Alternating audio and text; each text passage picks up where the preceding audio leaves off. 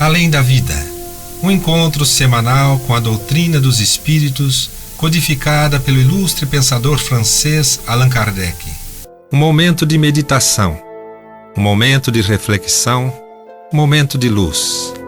Além da vida, uma mensagem de esperança para um novo amanhecer. Todos os domingos, às 8h30 da manhã, aqui, na Rádio Londrina.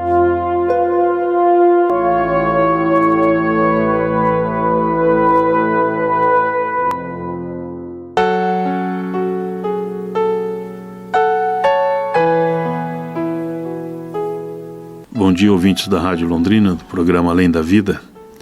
Hoje, o Cláudio e eu, Gilberto, iniciamos o nosso programa dessa manhã de domingo, nos preparando para podermos transmitir as intuições recebidas do aprendizado que nos é trazido pela espiritualidade através do Evangelho segundo o Espiritismo e das obras dos estudos espíritas.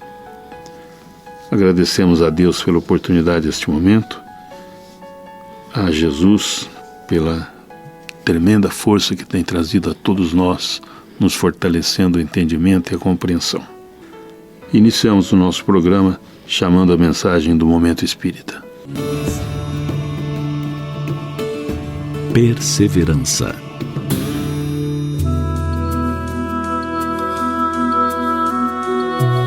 Quem quer que tenha parado para observar uma criança tentando descobrir como funciona alguma coisa, ou na tentativa de execução de algo que queira, já deve saber o que é perseverança.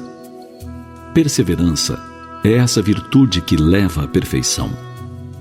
Uma virtude que parece inata nos bebês e nos primeiros anos, desaparecendo depois, quando os homens começam a crescer e passam a acreditar que o mais importante no mundo é fazer muitas coisas, não importa de que forma. Alguns pais incutem essa forma de pensar nos seus pequenos quando os colocam em múltiplas atividades e eles precisam correr de uma aula para outra e fazer tudo às pressas para darem conta do recado.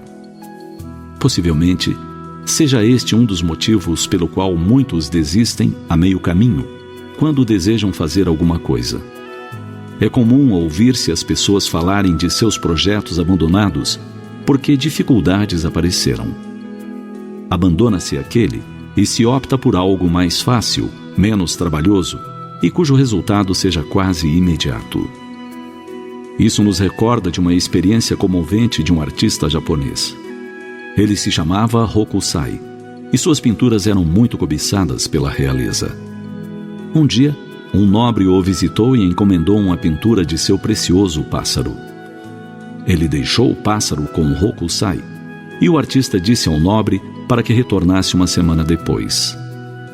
Porque gostasse muito do pássaro, o nobre ficou ansioso e, ao final de semana, retornou ao estúdio do artista. Contudo, o quadro não fora feito. O artista pediu humildemente que ele retornasse depois de 2 semanas. As 2 semanas se transformaram em 2 meses, em 6 meses. 1 ano mais tarde, o nobre chegou no estúdio de Hokusai, exigindo a pintura de imediato e o seu pássaro de volta. Conforme o costume japonês, Hokusai se curvou ante o nobre e retornou à sua mesa de trabalho. Pegou um pincel, uma grande folha de papel de palha de arroz e, em poucos instantes, desenhou o pássaro, sem nenhum esforço, exatamente como ele era. O proprietário da ave ficou maravilhado diante da pintura, para logo em seguida descarregar sua raiva.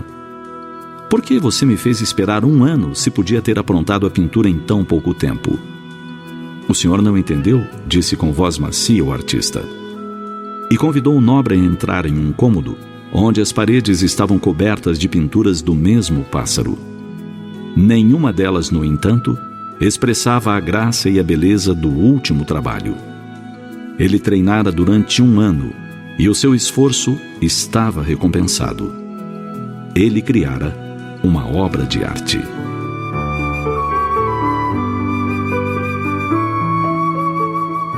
Quando você estiver a ponto de desistir de um sonho, de um plano, de uma atividade, lembre do artista japonês e de sua perseverança, até atingir a perfeição. Recorde da criança que tenta girar uma chave na fechadura do armário pela primeira vez. E sentada no chão ou de joelhos, tenta e tenta. E se hoje não consegue, ele vai embora, para retornar depois e tentar outra vez, e outra mais. Recorde finalmente que você está no mundo para realizar uma obra de arte, a sua vida. E não meça esforços, nem se importe com as repetições. São os rascunhos que conferem perfeição à obra final.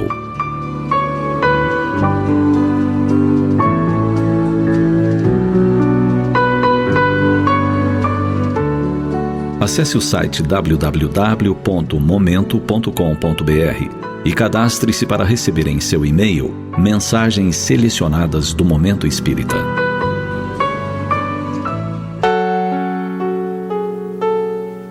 Bom dia a todos, é Cláudio quem vos fala. Um bom domingo.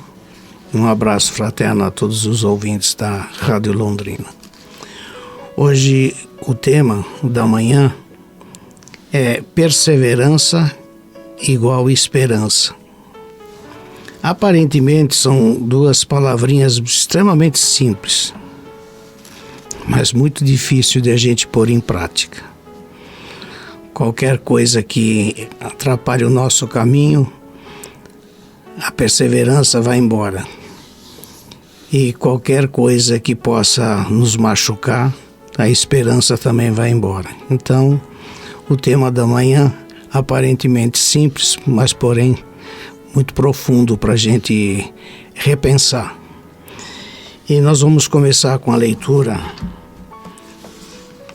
através do Evangelho segundo o Espiritismo, no capítulo 19. O título é A Fé Religiosa, Condição da Fé Inabalável. Do ponto de vista religioso, a fé é a crença nos dogmas particulares que constituem as diferentes religiões. Todas as religiões têm os seus artigos de fé. Sob este aspecto, a fé pode ser raciocinada ou cega.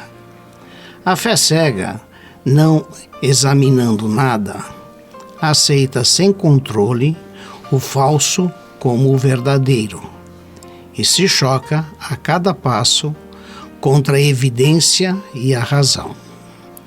Levada ao excesso, produz o fanatismo. Quando a fé repousa sobre o erro, ela se destrói. Cedo ou tarde, a quem tem por base a verdade é a única segura do futuro. Porque não tem nada a temer do progresso das luzes, já que o que é verdadeiro na obscuridade ou é igualmente em plena luz. Cada religião pretende estar na posse exclusiva da verdade. Preconizar a fé cega sobre um ponto de crença é confessar sua impotência em demonstrar que se tem razão. Diz-se vulgarmente que a fé não se prescreve. Daí muitas pessoas dizerem que não é por sua culpa se não tem fé. Sem dúvida, a fé não se prescreve. E o que é ainda mais justo, a fé não se impõe. Não, ela não se recomenda, não se adquire. E não há ninguém que esteja privado de a possuir, mesmo entre os mais refratários. Falando das verdades espirituais, fundamentais, e não de tal ou tal crença particular. Não cabe à fé ir a eles, mas a eles irem ao encontro da fé. E se a procuram com sinceridade, a encontrarão.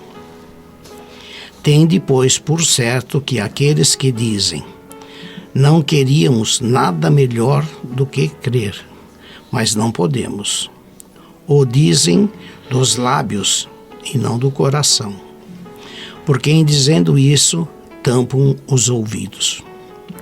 As provas, entretanto, se multiplicam ao seu redor, porque, pois, se recusam em vê-las.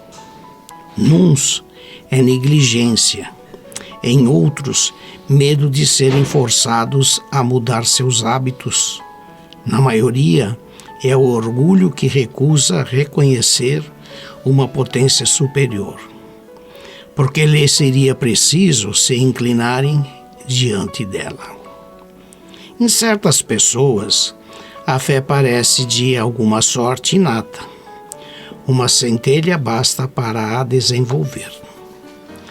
Essa facilidade em assimilar as verdades espirituais é um simples evidente de progresso anterior. Em outros, ao contrário, elas não penetram senão com dificuldade. Sinal não menos evidente de uma natureza atrasada. Os primeiros já creram e compreenderam. Trazem ao renascer a intuição do que sabiam. Sua educação está feita. Os segundos têm tudo a aprender. Sua educação está por fazer. Ele se fará. E se não ficar concluída nesta existência, ou estará em uma outra. A resistência do incrédulo é preciso, nisso, convir. Prende-se frequentemente menos a eles do que a primeira pela qual se lhe apresentam as coisas. A fé é preciso uma base, e essa base é a influência perfeita daquilo que se deve crer. Para crer, não basta ver. É preciso, sobretudo, compreender. A fé cega não é mais deste século. Ora, é precisamente o dogma da fé cega que faz hoje o maior número de incrédulos, porque quer se impor e exige a abdicação de uma das mais preciosas prerrogativas do homem, o raciocínio e o livre-arbítrio. É essa fé contra a qual, sobretudo, se obstina o incrédito, e da qual é verdadeiro dizer que não se prescreve. Não admitindo provas, ela deixa no espírito um vago de onde nasce a dúvida. A fé raciocinada, a que se apoia sobre os fatos e a lógica, não deixa atrás de si nenhuma obscuridade. Crê-se porque se está certo, e não se está certo senão quando se compreendeu. Eis porque ela não se dobra, porque a fé inabalável senão aquela que pode encarar a razão face a face em todas as épocas da humanidade. É esse resultado que o Espiritismo conduz e triunfa também da incredulidade todas as vezes que não encontra oposição sistemática e interessada. Isso aí, né, Cláudio? A fé, quando se fala aí da fé cega, né? É como nós às vezes podemos perceber, se você vendar os olhos e sair andando, não adianta muito você conhecer o caminho, mas se você não estiver acostumado a andar de olhos fechados, dificilmente você vai atravessar a rua sem um tropeço. Então essa fé cega que a gente acha que não precisa, né, que a coisa vai acontecer porque tem que acontecer e não vai escapar, faz parte do nosso aprendizado, né, como espíritos, porque nós precisamos acreditar que vamos vencer, mas temos que entender que para vencer nós temos que fazer a nossa parte, no mínimo lutarmos por ela, no mínimo nos prepararmos para podermos participar daquele momento em que a gente vai desenvolver em nós a confiança de que seremos vencedores. Porque não adianta a gente falar eu vou vencer, né, vai dar tudo certo, se a gente não acredita naquilo que a gente está fazendo. Então é preciso que nós acreditemos. Mas acreditemos por quê? Porque a gente tenha uma base sólida de compreensão, de entendimento, que satisfaz a nossa necessidade de conhecimento. Então, quando a gente fala na fé inabalável, né? Nessa fé religiosa, nessa coisa que a gente às vezes se prepara, né? Para que as coisas aconteçam, a gente está falando de uma fé raciocinada, de uma fé onde você analisa os prós e os contras, onde a gente analisa o que devemos ou não seguir. Porque às vezes você pode entender que determinada seita, determinados ensinamentos, né, determinadas pessoas vêm trazendo informações e não observa se as informações são justas, corretas, úteis e necessárias, ou se são apenas falas ao vento.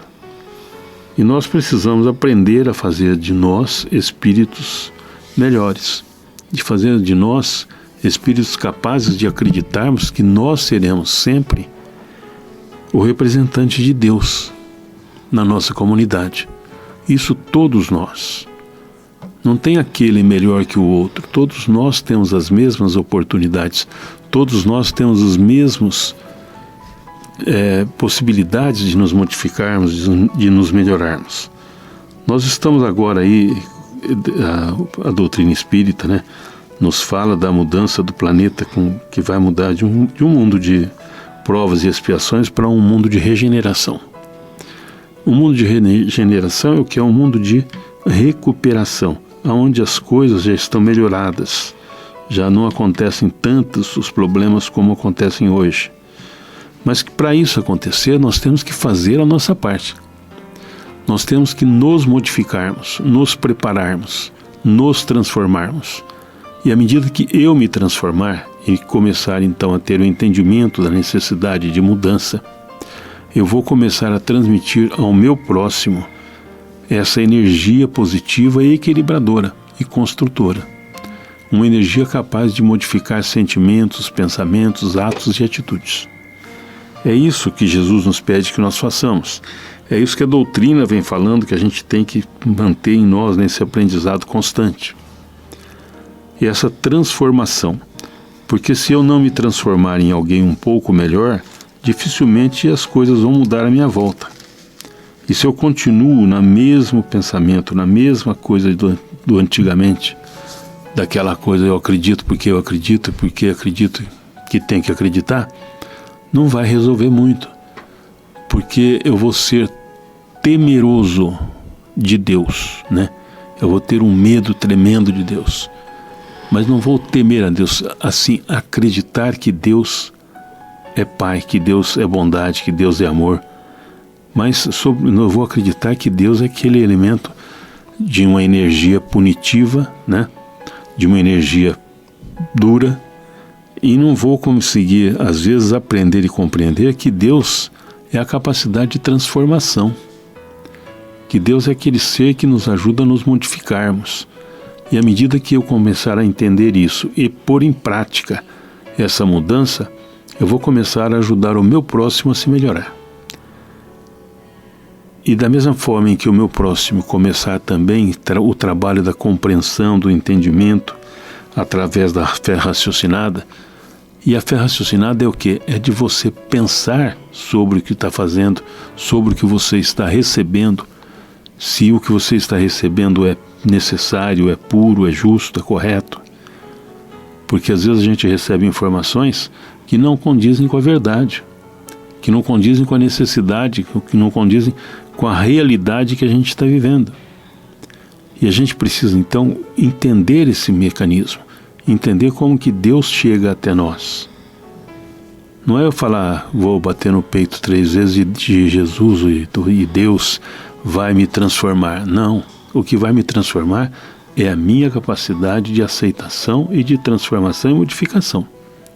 A minha capacidade é de me autoprocessar, de estar constantemente em mudança, em pensamentos, em atitudes, tentando trabalhar em mim a necessidade desse reequilíbrio, para que eu possa compreender e entender o que é que eu estou fazendo.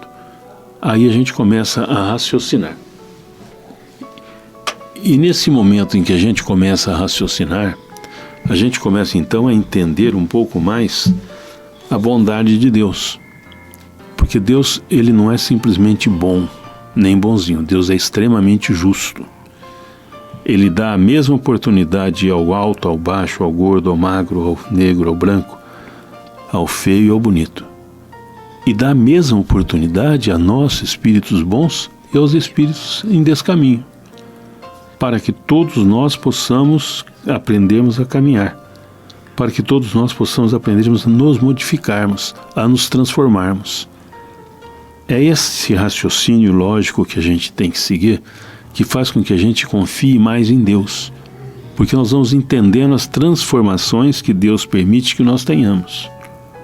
E daí então a gente vai devagarzinho crescendo um pouquinho e vai nos transformando, né, Cláudio? É exatamente isso daí. Você está comentando aí, eu estava aqui raciocinando. A terra é uma das casas do Pai. E Jesus disse isso, na casa, existem várias moradas na casa do Pai. E o planeta Terra é uma delas.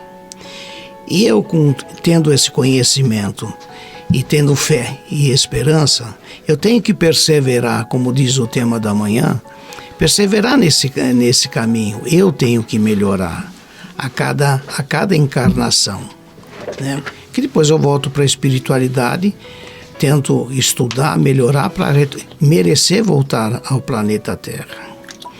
Porque se eu não tiver essa esperança, essa vontade de eu ir melhorando gradativamente, eu não consigo mais voltar para essa morada por um bom tempo. Então, eu fui achar no livrinho lá, Parábolas e Ensinos de Jesus, que é do Chico Xavier, de Caibar Schultz, na página 247, diz o seguinte, isso é um ensinamento. Maria Madalena é a mulher de quem Jesus, cheia de gratidão pela graça que obtivera, vai à casa de Simão, sabendo que Jesus lá estava. Sem se preocupar com a dignidade do fariseu e sem temer escândalos nem preconceitos, lança-se aos pés do Divino Mestre e lhe oferece tudo o que tem: perfume, lágrimas, coração e espírito. A extraordinária mulher não abandona mais o seu Salvador. Depois tem mais um outro trecho lá que diz assim: todos os apóstolos e muitos anônimos do Evangelho foram tocados por Jesus, fazendo que perseveravam e despertando a esperança, com o conhecimento da continuidade da vida.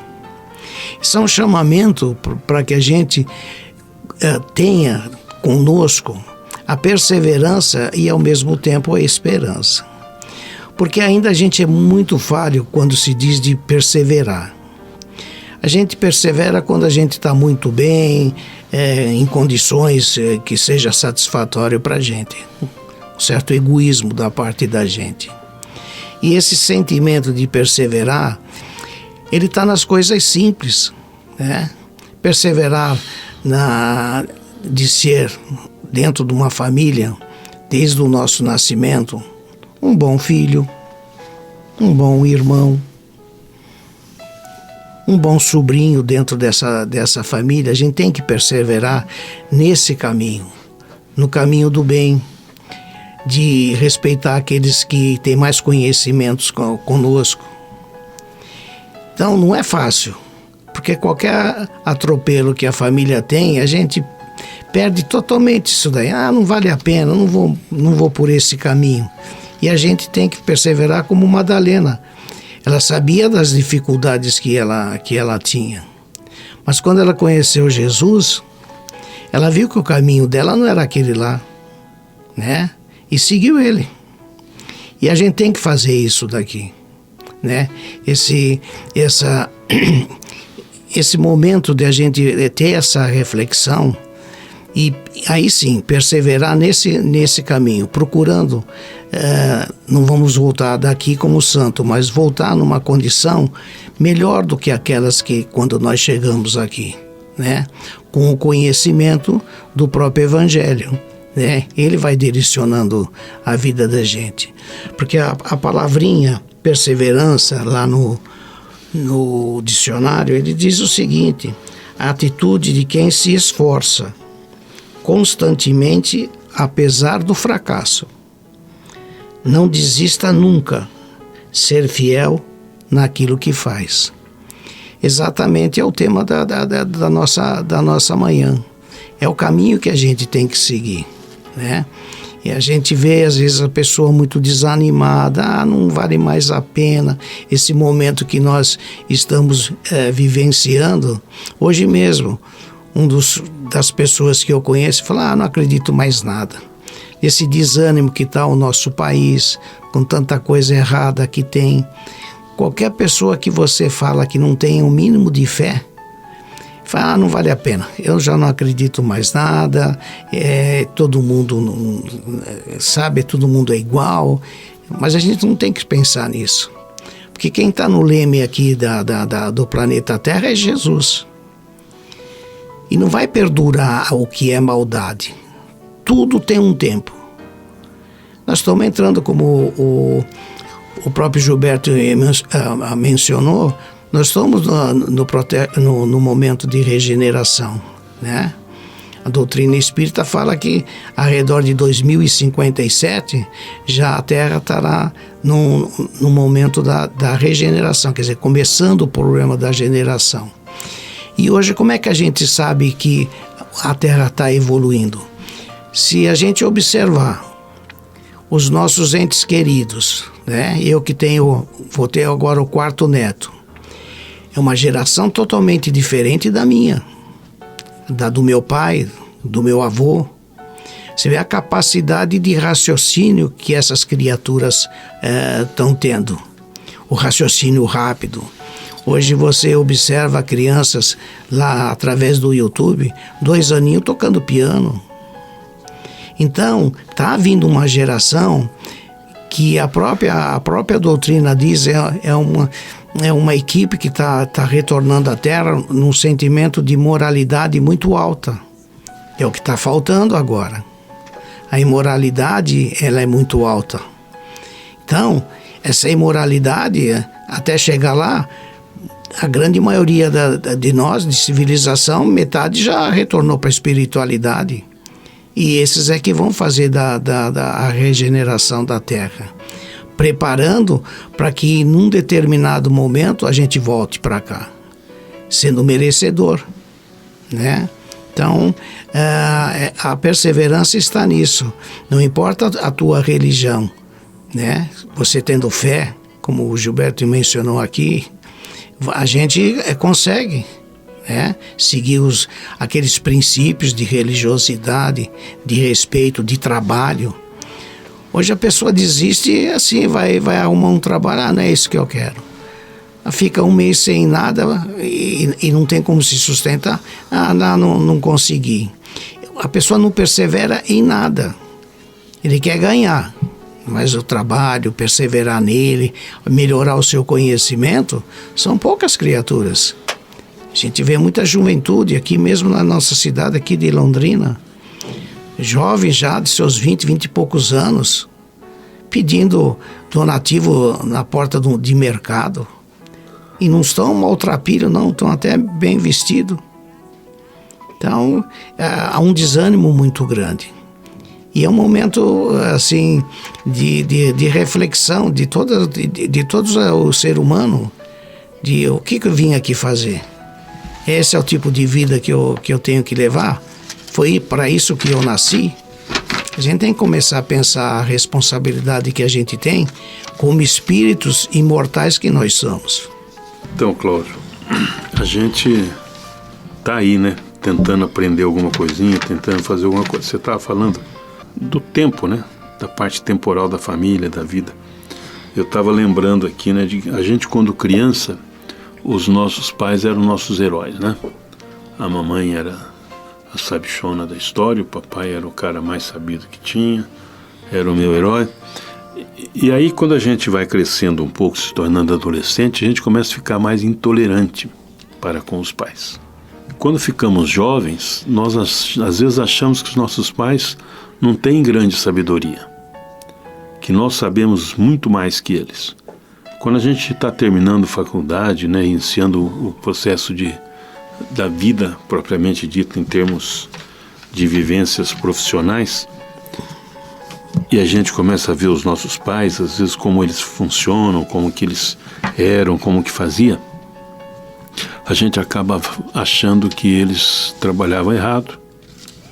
A gente vê tanto exemplo aí de pais que construíram um patrimônio, construíram uma empresa, constituíram alguma coisa, e os filhos vêm e querem fazer do jeito deles, como eles enxergam, e acabam às vezes perdendo quase tudo que tem.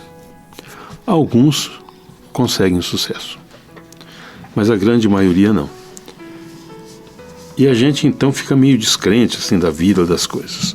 Quando nós nos tornamos já maduros, pessoas já mais vivenciadas, já mais vivas na experiência reencarnatória, a gente começa a olhar para trás e ver que os nossos pais, que às vezes nós não criamos muito neles, achávamos que não eram as pessoas mais espertas ou mais preparadas ou com mais compreensão, a gente começa a ver a grandiosidade de conhecimentos que eles tinham, da capacidade de aprendizado, de orientação, de transmissão, de construção, né, da vida.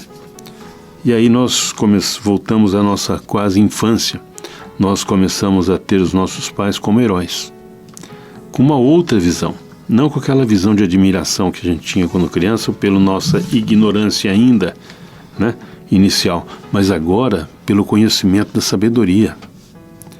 A gente começa a ver os pais com uma valorização maior.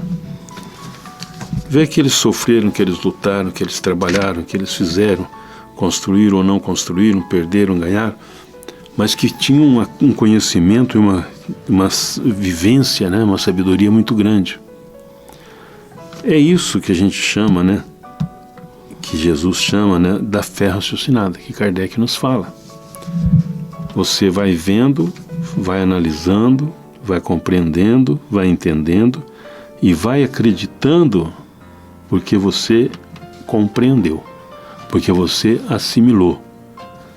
E esse conhecimento que a gente vai tendo, né, da vida, que é o que você está falando, da perseverança, né, a gente vai aprendendo lentamente e vai ficando na condição de aprendiz, e nós vamos vivendo e aprendendo e continuamos aprendendo todos os dias. E a gente vê pessoas aí com 80, 90 anos e ainda falando, vivendo e aprendendo.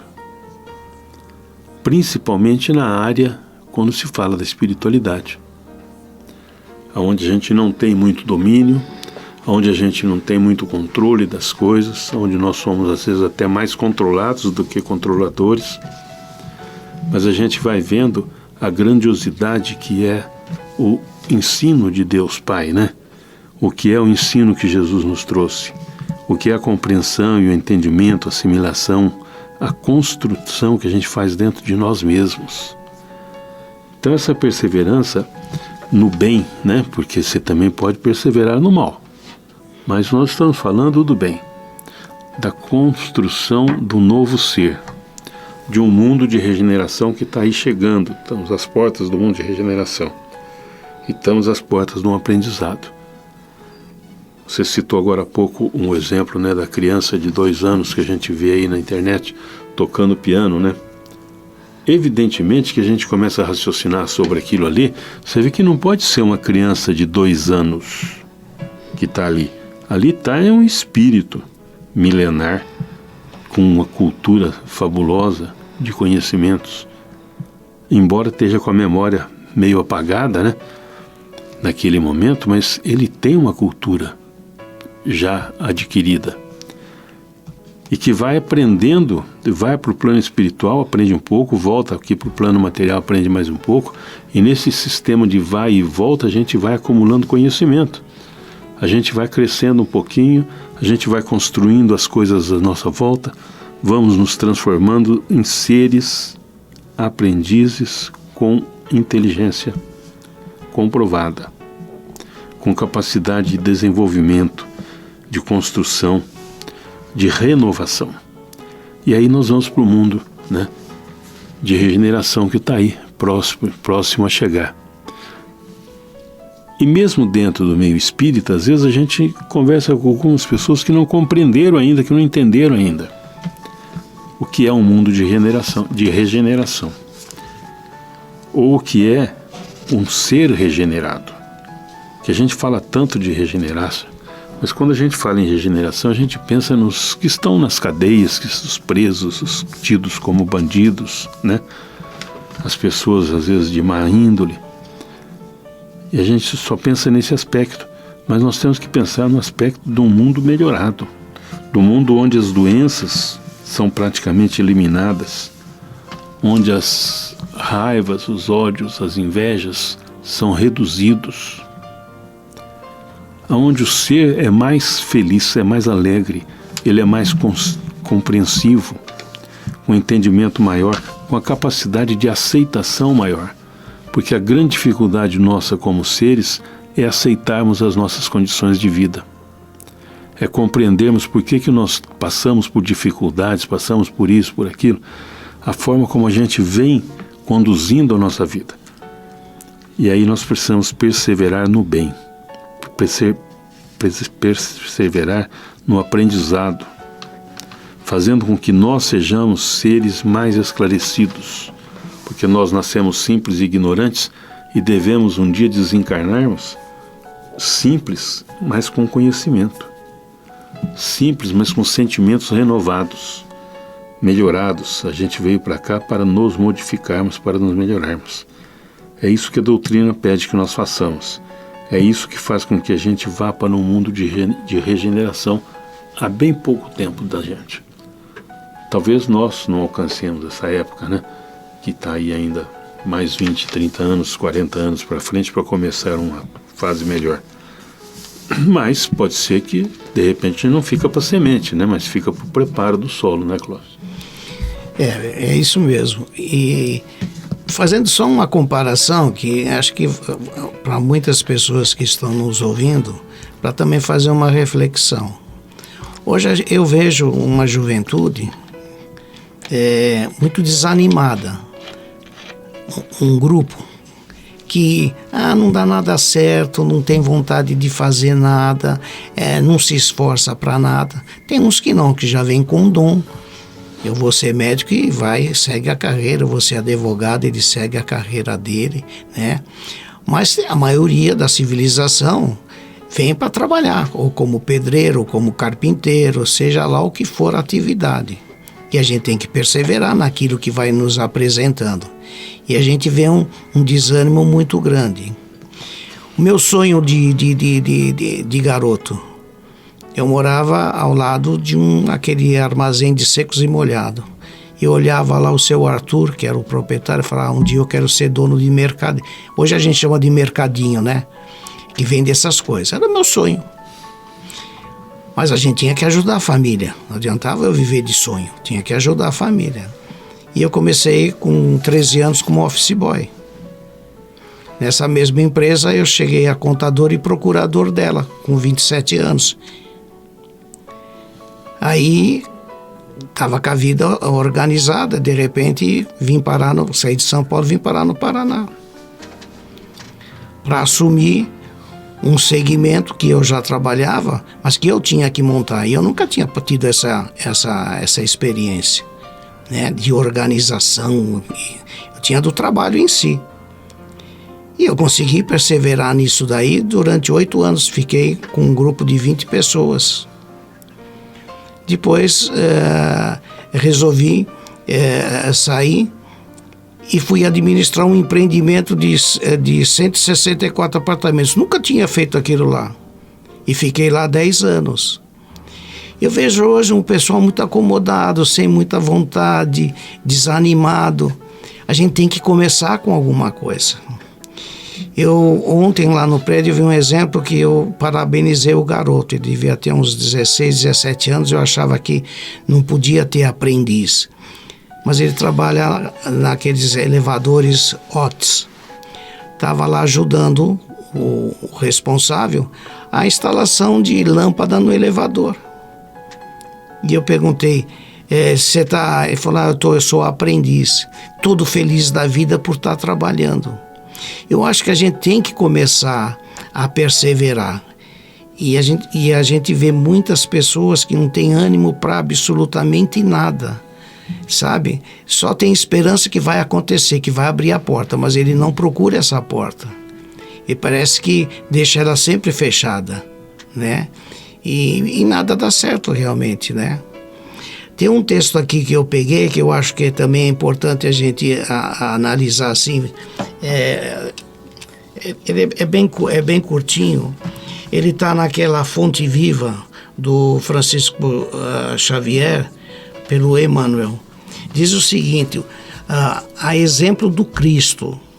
Isso está em João 2, 25. Ele bem sabia o que havia no homem. Sim, Jesus não ignorava o que existia no homem, mas nunca se deixou impressionar negativamente. Sabia que a usura morava com Zaqueu.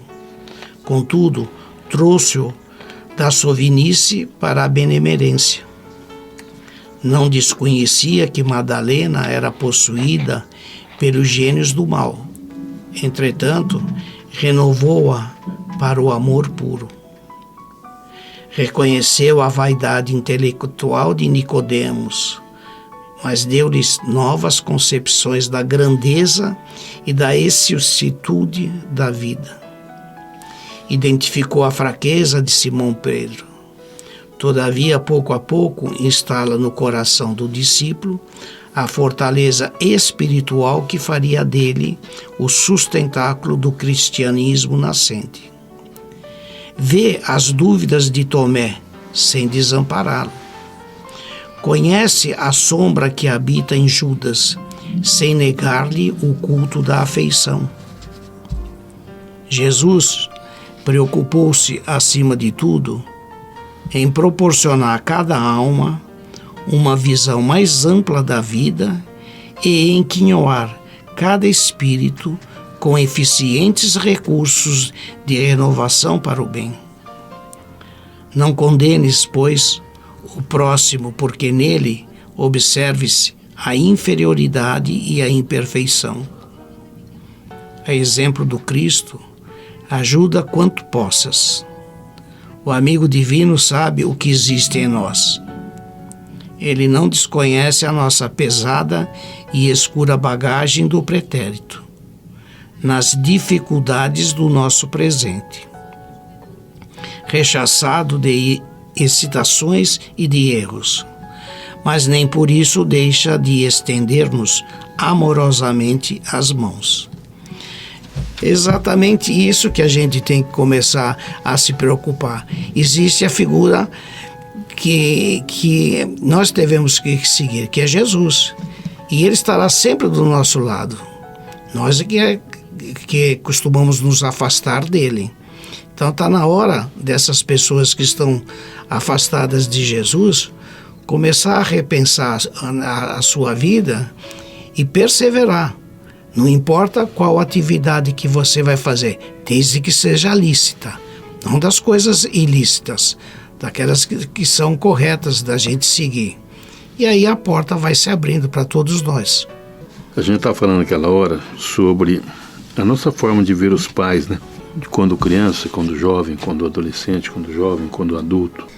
E aí nós percebemos a grandiosidade do conhecimento dos nossos pais quando a gente fica, vamos falar assim, não velhos, mas um pouco mais experientes nessa encarnação, né? Que a gente começa a ver o quanto nossos pais eram sábios, que dentro da simplicidade da vida deles, eles tinham conhecimento e uma visão como a gente deveria vivenciar, que até hoje nós ainda às vezes não conseguimos realizá-las da forma como a gente entende que deveríamos ter feito. Se a gente vê nos nossos pais que viveram aí 70, 80 anos, hoje a gente reconhece que eles eram sábios, imagina então a inteligência, a capacidade, a cultura, o entendimento e a experiência de vida que não tem Deus, né? Que é infinito, que a gente não tem a menor ideia de quanto tempo existe Deus, mas a gente sabe que existe uma capacidade muito grande de amar, de respeitar, de auxiliar, de orientar, de instruir, de nos ajudar no nosso crescimento, no nosso melhoramento. Então, se Deus tem toda essa experiência que a gente sabe que Ele tem, e as pessoas às vezes que não admitem, né, a existência de um ser superior, não conseguem, né, Cláudio, entender a grandiosidade que é a vida, o valor que tem a nossa vida, o valor que tem a gente poder acordar de manhã e agradecer pela noite que tivemos, e ao deitarmos agradecer pelo dia que passamos, mas sobretudo pelas coisas boas que aprendemos e pelas dificuldades que tivemos para nos realizar. Essas formas de prece, de oração, de orar, né, de nos comunicarmos, vai fazendo com que a gente entenda e compreenda o que falou a mensagem lá no comecinho sobre aquele artista japonês que passou um ano pintando o mesmo pássaro, o mesmo quadro, para começar a chegar à perfeição da sua obra-prima. Deus faz isso conosco, nos dando permissão para que nós cresçamos, para que nós aprendamos, para que a gente possa se autoconstruir e nos dá a oportunidade maior de raciocinarmos, de pensarmos sobre a nossa existência, de pensarmos sobre a nossa vida, sobre o nosso ser e da forma como nós estamos sendo. É a isso que se chama evolução do espírito, quando a gente começa a entender que somos capazes de aprender aprendendo, né? É exatamente isso daí. E usando aí a palavrinha do início desse assunto, perseverança, fica o recado da gente: não desistam, perseverem. Essa questão, eu quero ser milionário, eu quero ser... Nada disso. Persevere naquilo que lhe seja mais útil para você. Aquilo que não faça mal. Que lá na frente, quando você chegar com um pouco mais de idade, você vai ver que você estava na reta do bem. Seja um padeiro, seja um construtor, seja um cientista, não importa naquilo que você está designado a fazer. Persevere e tenha esperança de que você vai chegar, quando do seu retorno para a espiritualidade, muito mais leve do que quando aqui você chegou. Fica aqui o meu abraço sincero de um bom domingo a todos vocês e até uma próxima oportunidade. Como que a gente constrói a fé, né? Através da leitura das obras espíritas, através das obras de Kardec, a gente vai lendo, aprendendo, entendendo, compreendendo um pouquinho mais. E vamos desenvolvendo em nós a capacidade de raciocinarmos sobre aquilo que aprendemos, para que a gente não fique perdendo tempo com coisas desnecessárias. Então que a gente aprenda a orar, que a gente aprenda a conversar com Deus, que a gente aprenda a agradecer, sermos gratos por existirmos. E isso é um compromisso que nós temos que ter conosco mesmo, para que nós possamos levar ao Deus Pai, a Jesus, um pouco daquilo que aprendemos dos seus ensinamentos. E à medida que nós conseguirmos levar um pouco do que aprendemos dos ensinamentos do Cristo, nós estaremos preparando o nosso mundo para um mundo de regeneração. E é aí que dá a grande importância da vida, quando a gente consegue construir e edificar em nós um novo ser. Nosso tempo está se esgotando, nós agradecemos a Deus Pai pela oportunidade, a Jesus por este momento. Que Deus nos abençoe, nos ilumine e até o próximo programa. Muita paz a todos. Olá, amigos.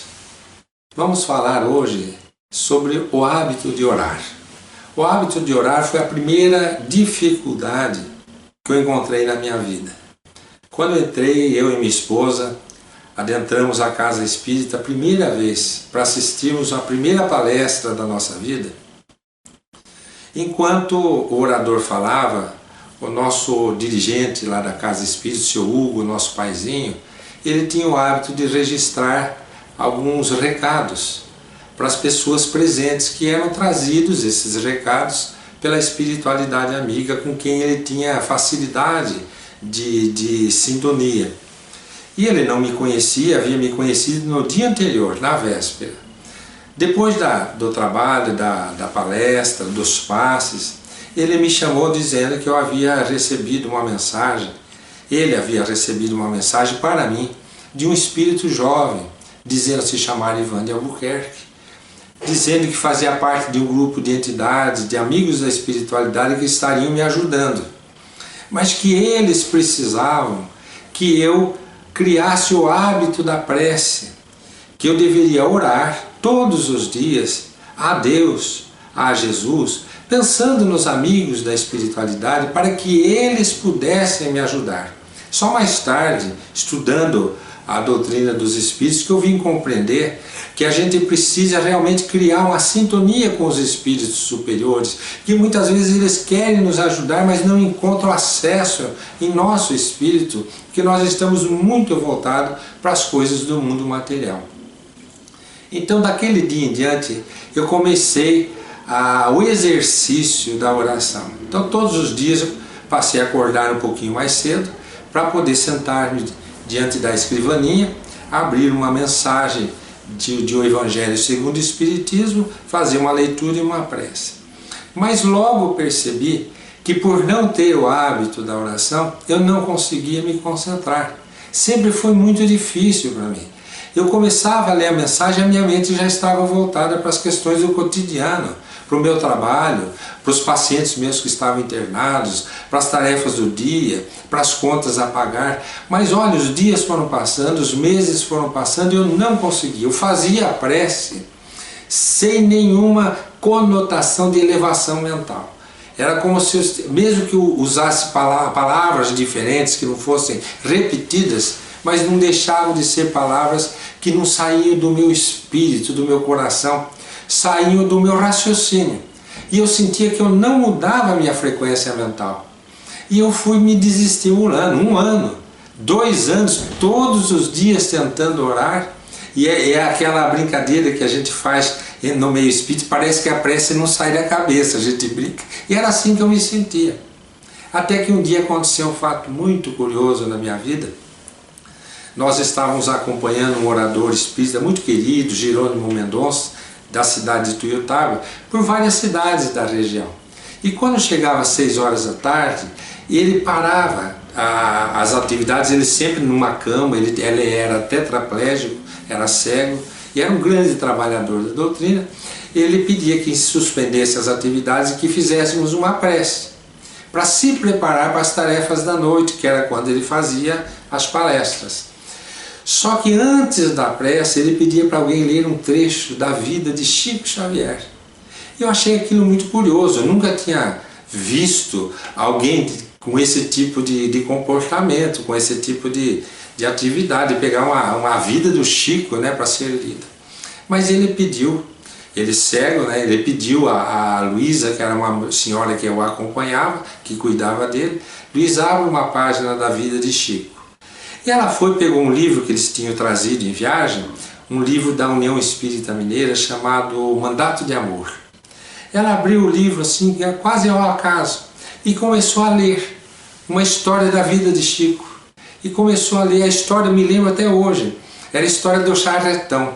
O charretão é uma charrete puxada por 2 cavalos, contada por Arnaldo Rocha, marido de Meimei, que desencarnou com 2 anos de casados. E ele conta, ele ficou muito amigo do Chico, conta que o Chico ia trabalhar na Fazenda Modelo, lá na região de Pedro Leopoldo, na Secretaria da Agricultura, ele ia nesse charretão. E na volta esse charretão entrava pelos bairros da cidade de Pedro Leopoldo, que é onde tinha a zona de Meretrício, como era conhecido, era o Biriba, eles chamavam naquela região. E o Chico vinha já há alguns dias com inchaço no tornozelo, com muita dor. Então a Luísa está lendo essa história. E com muita dor. Já tinha consultado o seu médico, amigo, vizinho, inclusive. Os próprios magnetizadores davam-lhe passes, não desinchava e não sarava aquele tornozelo. E quando ele estava voltando de um trabalho, conta Arnaldo Rocha, que uma das mulheres daquelas casas, que era de dia, não estava em atividades, ela chama o Chico: Chico, desce aqui que nós temos algo para você. E o Chico pede que pare o charretão e desce. Todo mundo começa a ridicularizar o Chico, a dar risada, brincando. Olha o Chico, onde é que ele está indo? Só que eles não sabiam que o Chico dava atendimento àquelas mulheres, mesmo depois das tarefas de madrugada delas. Muitas vezes eles iam lá no grupo espírita, no Luiz Gonzaga, onde ele dava assistência para elas. Elas amavam o Chico. E elas sabiam que o Chico estava sofrendo com aquele tornozelo.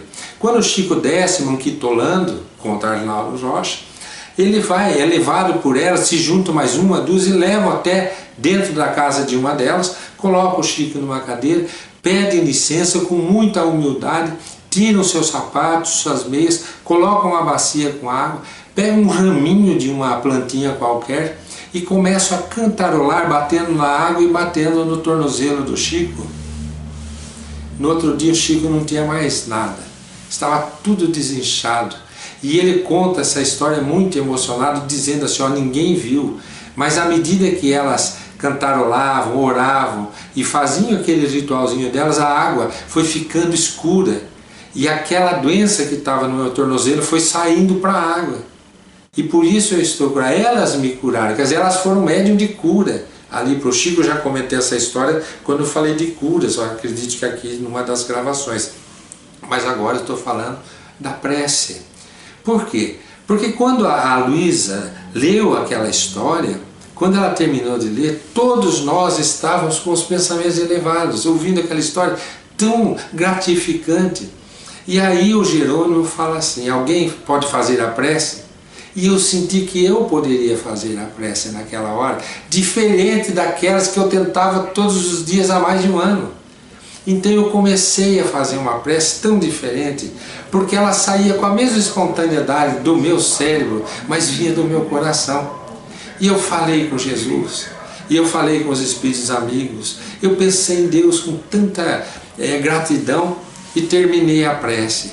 E aí eu tive a ideia, cheguei em casa, voltei daquele encontro, daquelas viagens com o Jerônimo, comprei um livro sobre a vida de Chico e todas as manhãs, antes de começar a minha oração, eu fazia uma leitura da vida de Chico. Não dava 30 segundos, 1 minuto, minha mente já estava elevada, meu coração já estava noutra sintonia. E assim foram anos, mais de 30 livros sobre a vida de Chico. Acabei escrevendo 1 minuto com Chico Xavier. E o mais importante, desenvolvi o hábito da oração. Hoje não preciso mais ler sobre a vida de Chico, não preciso mais, porque com o tempo eu fui me adaptando a essa nova sintonia, essa nova vibração. E é assim que nós temos dificuldades, mas precisamos exercitar esse hábito de orar com sinceridade, contritamente, do fundo do coração. Sempre vai ser difícil, mas os resultados vão ser sempre promissores. Deus abençoe a todos.